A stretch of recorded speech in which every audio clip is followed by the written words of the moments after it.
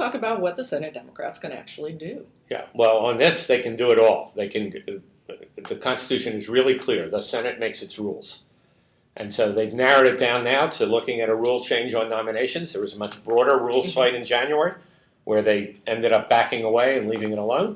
They said, oh, it'll be different this time. Well, yeah, it is different. It's even worse. But they are now preparing a rules change just on nominations, saying that after reasonable debate, there'll be an up or down vote on the president's nominees. That's going to come to a head after, we hope and we believe, after the 4th of July recess, which is July 8th, that ends. And so what we're doing is mobilizing across the country, not just CWA, but the whole Fix the Senate Now coalition, labor, Greens, civil rights, women's groups, students, the whole progressive America with progressive media. And there should be a vote on that. Now, to have a vote on it, it's only going to be a vote if Harry Reid has 51 Democrats. So it's not just about Harry Reid and his leadership. It's about getting 51 Democratic senators to say, yes, we'll support that. There's 0 Republicans that are going to support that rule change.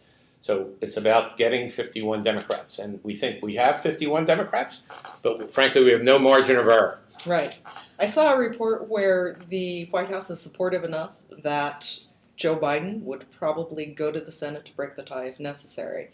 Have you talked with the White House at all about this? We have talked to the White House. We'll be talking to them again next week. We think, honestly here, that the White House has to step up as well. And things are not going to be bipartisan. It's not working. And so, yeah, we're glad that maybe there'll be an immigration bill that'll be bipartisan.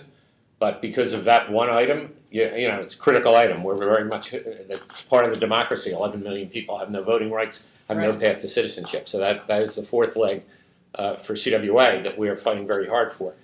But we do think that the White House needs to be really clear on this, that these rules are not working, that it is not democracy when the president has hundreds of nominees that are either permanently blocked or where it takes them 6 months or a year to get through. And we need the president and clearly the vice president, because as you just said so well, the vice president can break ties. If we lose one of the 51, there are 54 Democrats, but there's 2 or 3 we're not getting. So if we lose one of the 51 that we think we have now, we need the vice president to say, I'm stepping up here. I've seen this. I've been in the Senate for decades. My job is to break ties, and I'm ready to do it. I don't want to put you on the spot in terms of naming names. We know one. We know Carl Levin is an absolute no matter what.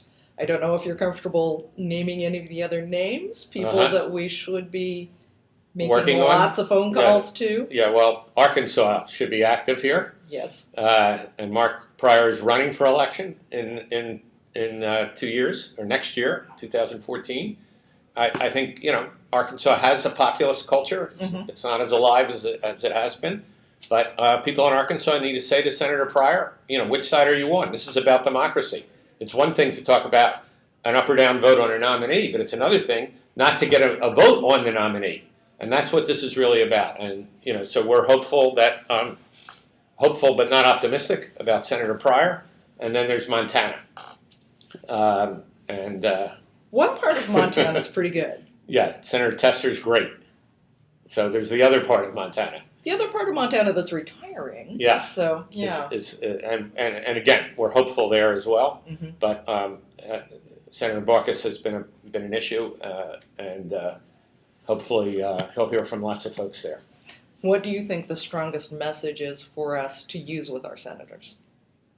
I think the strongest message is that any 5th grader gets a civics class that doesn't teach this at all, that actually pretends that we have a democracy, that uses the Constitution. And that's not happening. And I think the strongest message really is that no matter who is the majority, there should be an opportunity for the majority to make decisions. And we believe that deeply.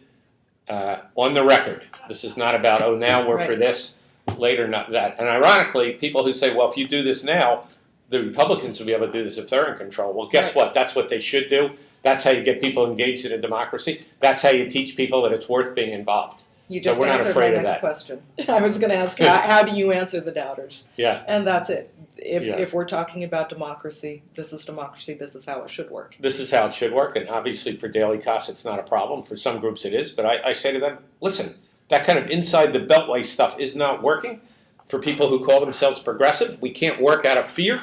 We have to work out of confidence that even if we lose in some periods of time, some transactions, that we're not going to transform our country if we don't stand up for democracy. And we barely have it as it is, with a Senate, a House, a president. We have to win 3 ways. But in this case, you have to win by invisible ways. Even when you have the 3 ways, you don't win. You don't get anything done. So it's time to stand up and fight back. It's time to say, we'll live with democracy, whatever that means.